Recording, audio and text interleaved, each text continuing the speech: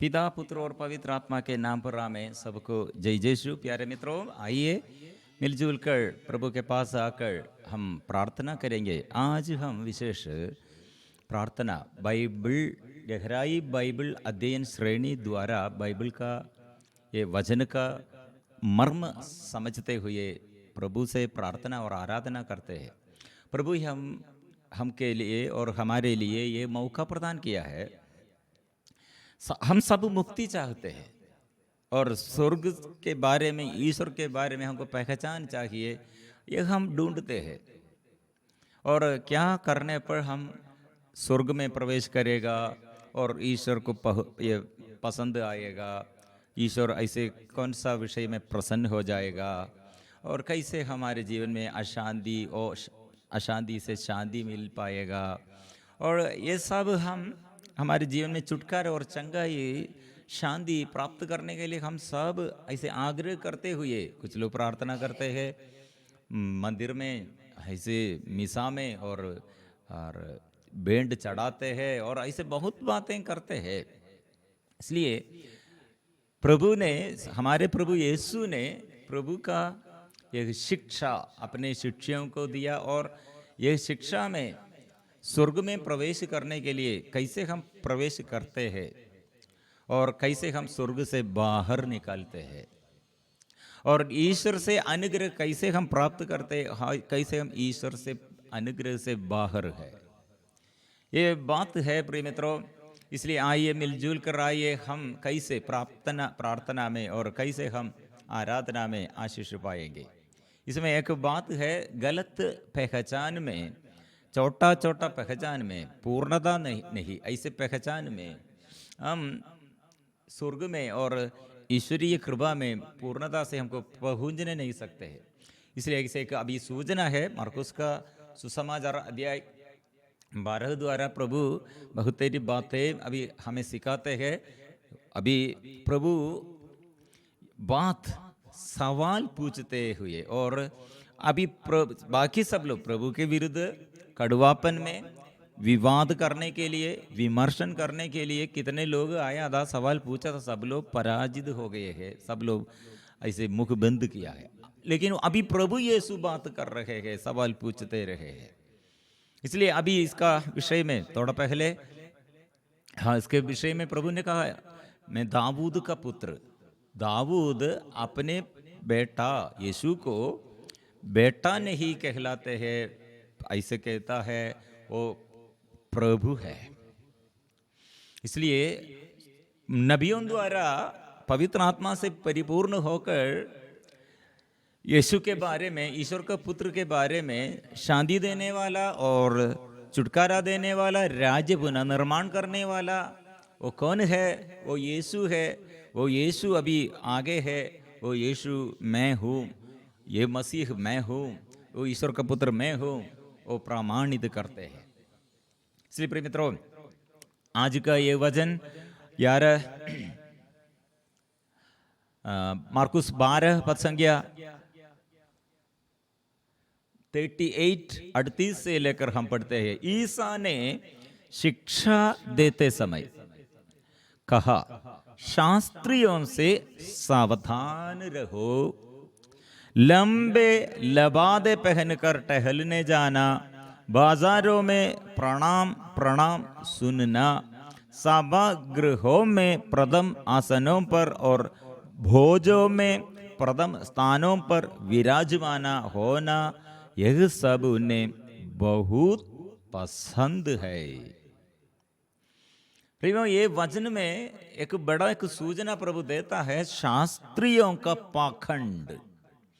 शास्त्री नियम सब सीख लिए हुए और दूसरों को, साधारण लोगों को नियम सिखाने के लिए नियुक्त किया है। टीचर, गुरु।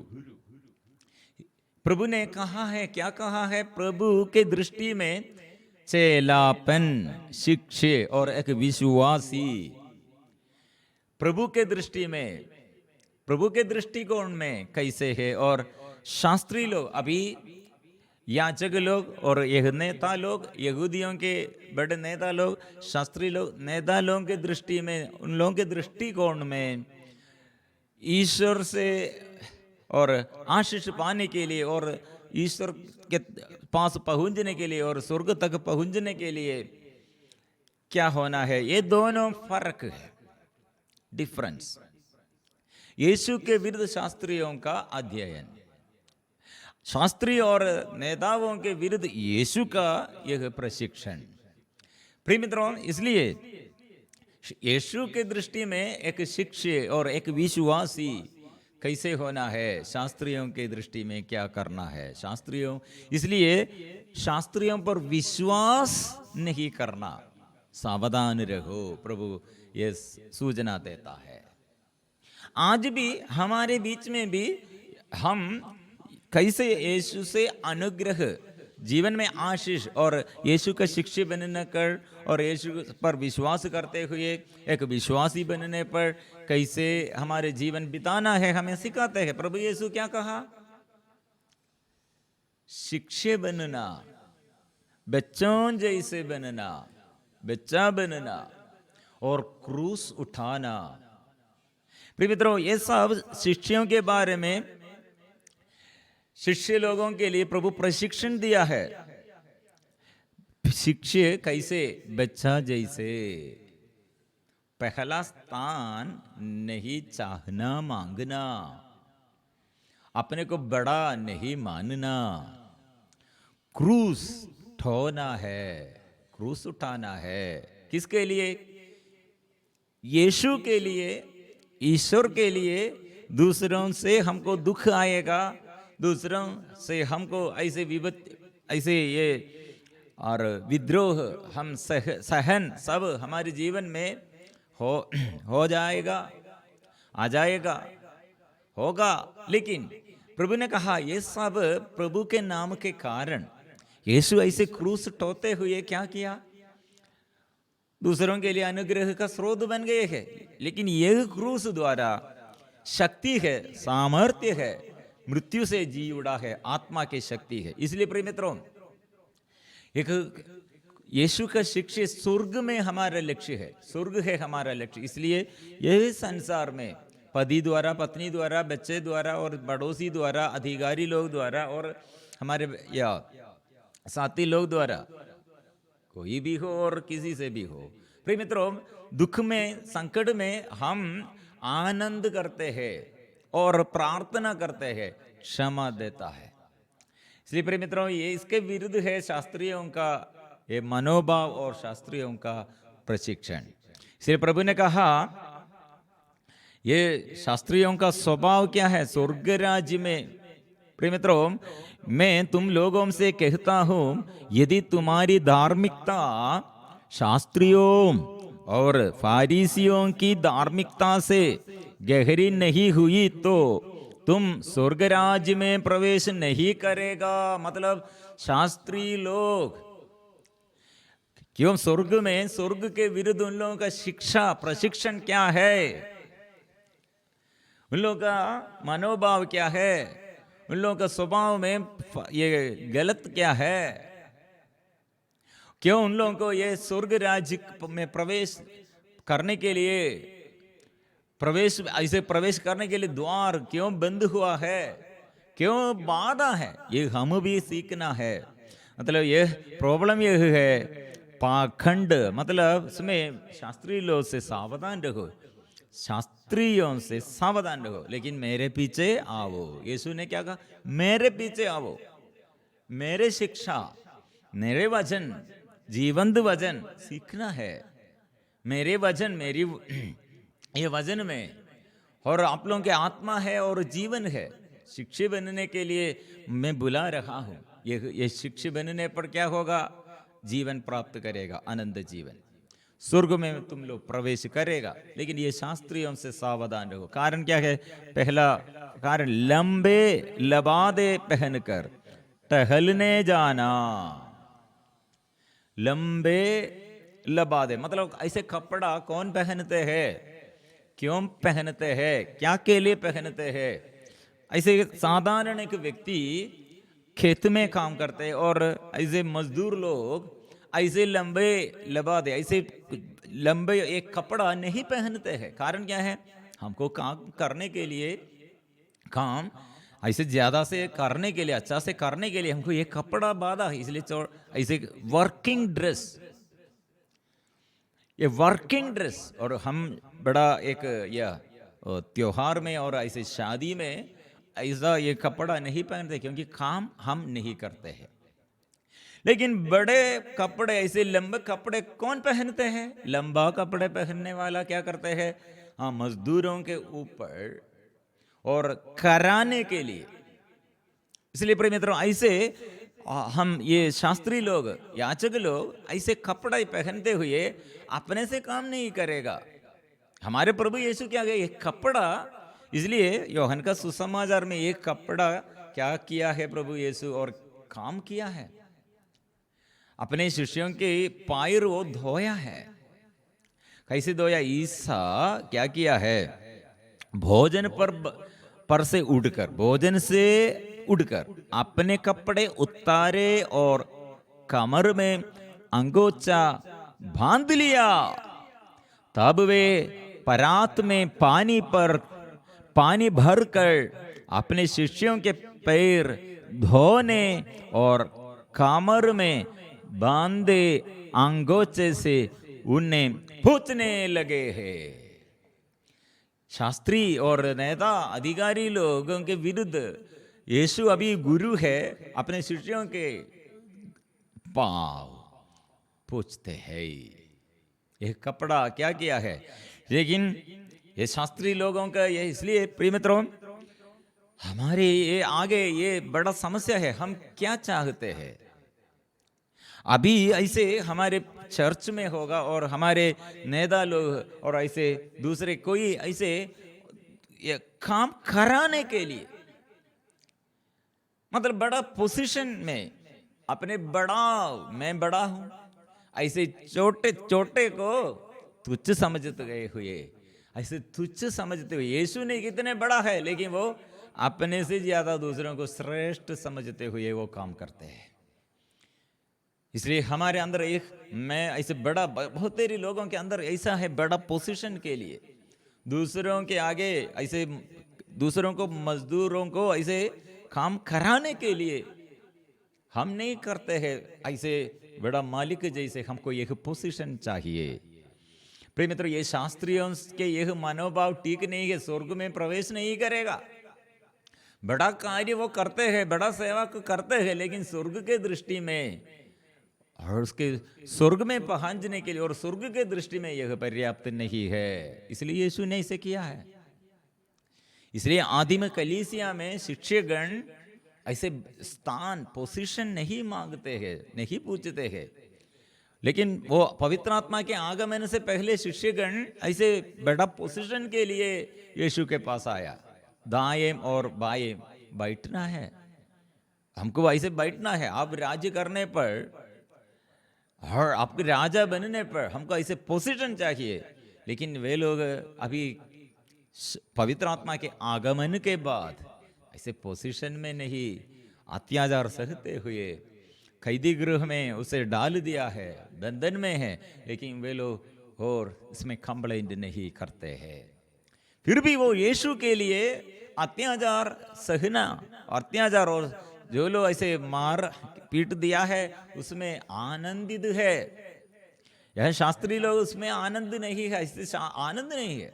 अभी भी ऐसे लोग यीशु के बारे में और यीशु के कारण थोड़ा भी या असहन, थोड़ा वेदना, थोड़ा भी वो नहीं चाहते हैं। बड़ा पोजीशन चाहिए यीशु के कारण, ऐसे अनुग्रह चाहते हैं, बड़ा नाम चाहते हैं, सुख चाहते हैं। इसलिए ये बड़ा बात प्रभु हमें सिखाते हैं। और सेकंड, बाजारों में प्रणाम प्रणाम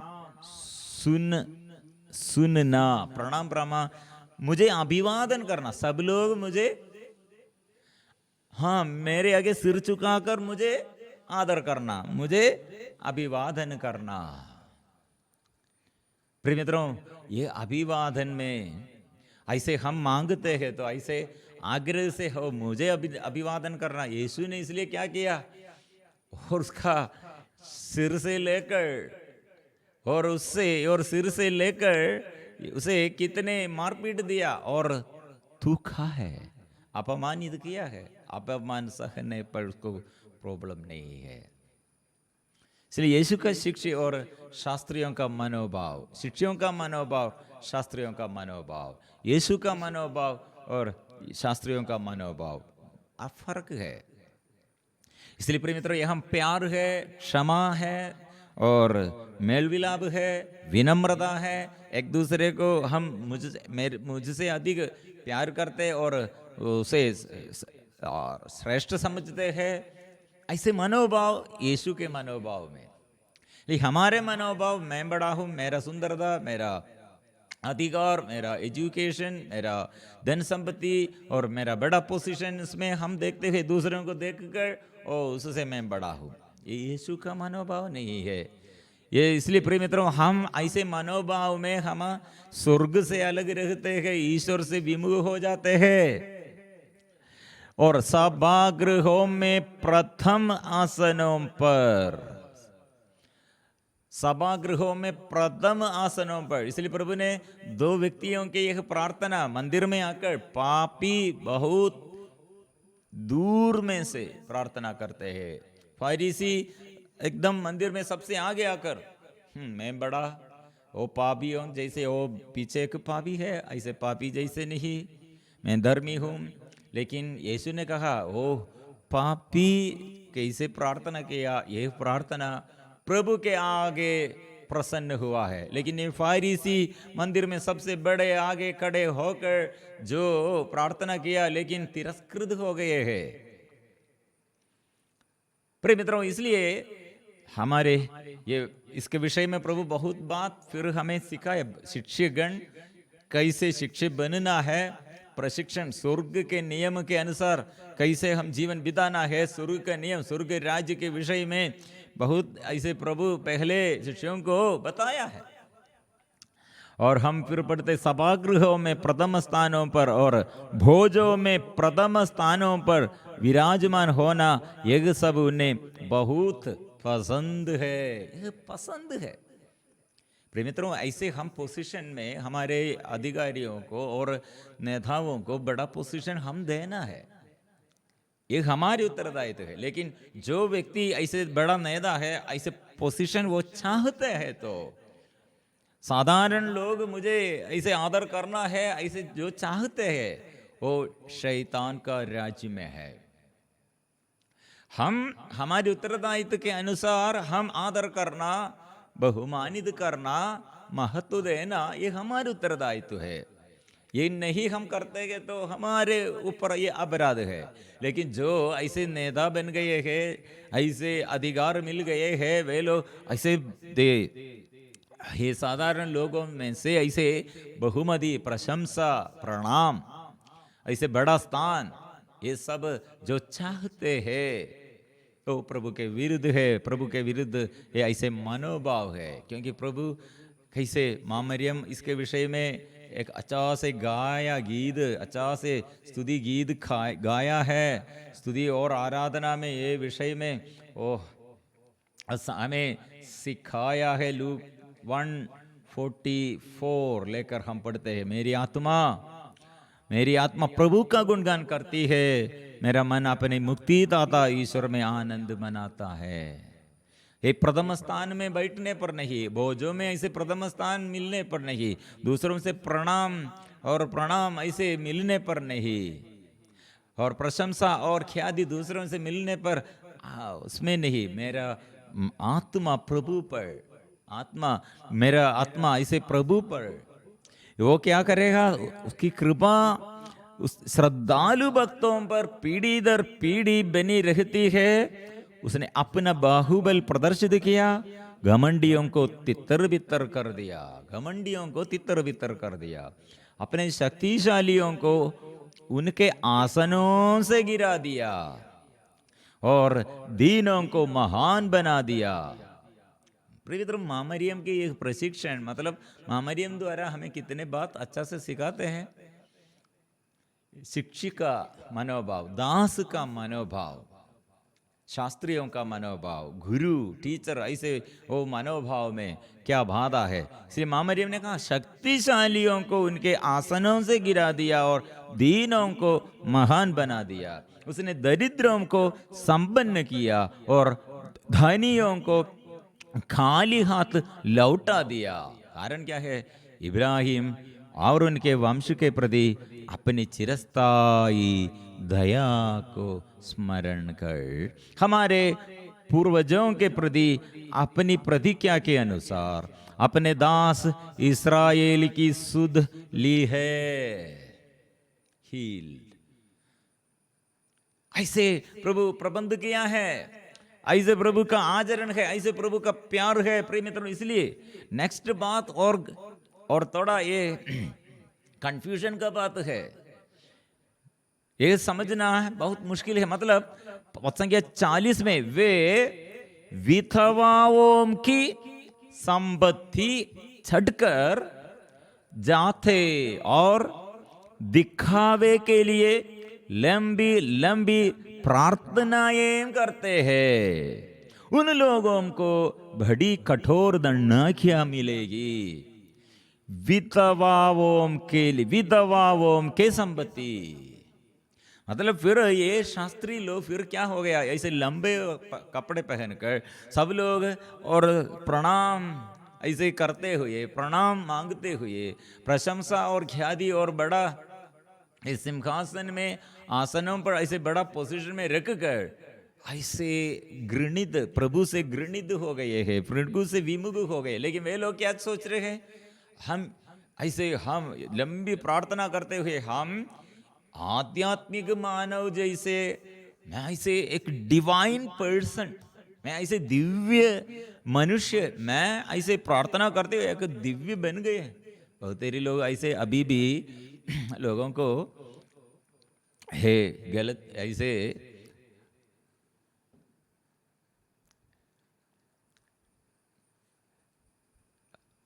गलती से और ऐसे गलती से चीटिंग करते हैं अभी ऐसे प्रिय मित्रों। इसलिए हम आध्यात्मिक मानव, हम ये भीख मांगने वाला होगा, जेल में होगा, और एक पारिश में एक प्रीस्ट होगा, कलेक्टर होगा, पुलिस होगा, सबके जीवन में आत्मा। कौन सा धर्म में? जो धर्म में प्रभु सबको ऐसे भावभेद नहीं और सबको आत्मा दिया है। प्रभु के दृष्टि में सब मूल्यवान है। हमारे दृष्टि में वो मूल्य है भीख मांगने वाला। इसलिए लाजर और धनी आदमी, धनवान, लाजर और धनी आदमी। लाजर कौन है? भीख मांगने वाला, रोगी है और उसके साथ कोई नहीं है।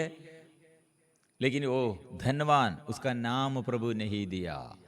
लेकिन लाजर का नाम प्रभु हृदय में ऐसे संजो कर रखा है। वो लाजर कितने कष्ट जीवन में, कितने और दुख उसके जीवन में, लेकिन उसका नाम प्यार से हृदय में रखा है। लाजर का नाम, उसके विरुद्ध धनवान का नाम।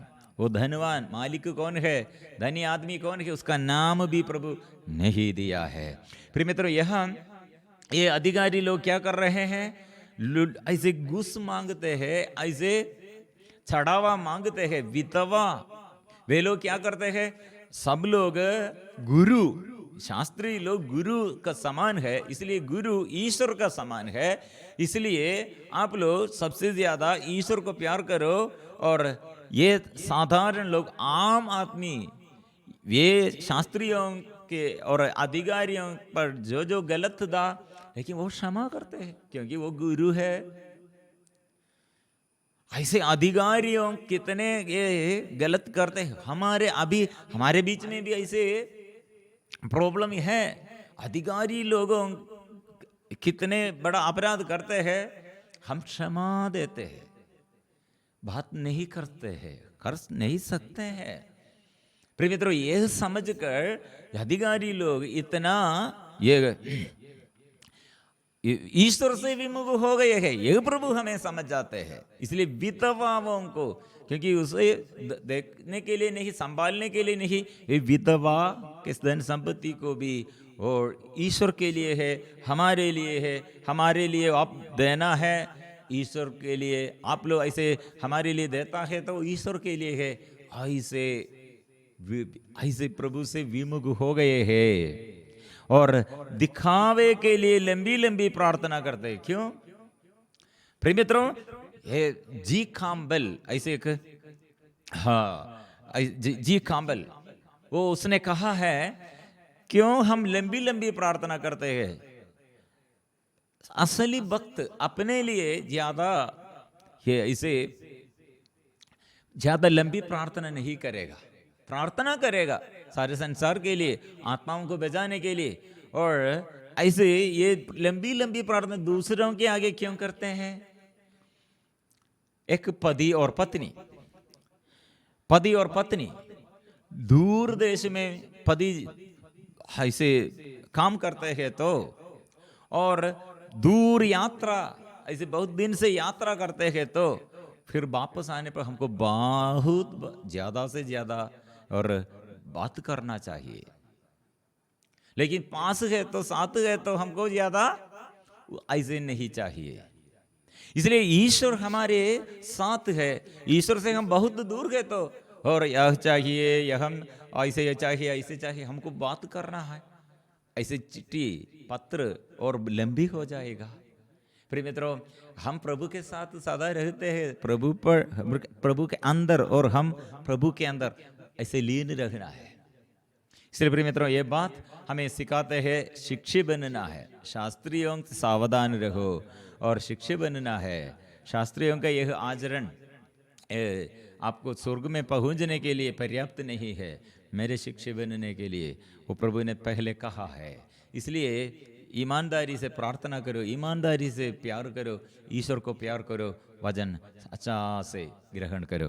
प्रिय मित्रों, आंखें बंद करके अभी हम प्रार्थना करेंगे। प्रभु, मैं स्वर्ग से कितने विमुख है, ईश्वर से कितने विमुख है, और मेरे आचरण ये शास्त्रियों जैसे पाखंड और ऐसे अविश्वास का बातें और गलत बातें, और प्रभु ये मुझे सिखाइए, और मेरे जीवन में वो परख कर प्रभु जांच कर देखिए, जो जो ये तिरस्कार करना है, छोड़ना है, ये जो जो बुराई मेरे जीवन में प्रभु घृणित वस्तु कितना है, प्रभु मुझे अच्छा कीजिए, मुझे स्पर्श कीजिए, वचनों से शुद्ध कीजिए, पवित्र लहू से मुझे शुद्ध कीजिए, पवित्र आत्मा से मुझे भर दे, वचन से मुझे भर दे, पिता पुत्र और पवित्र आत्मा के नाम पर आमीन। सबको जय जय यीशु।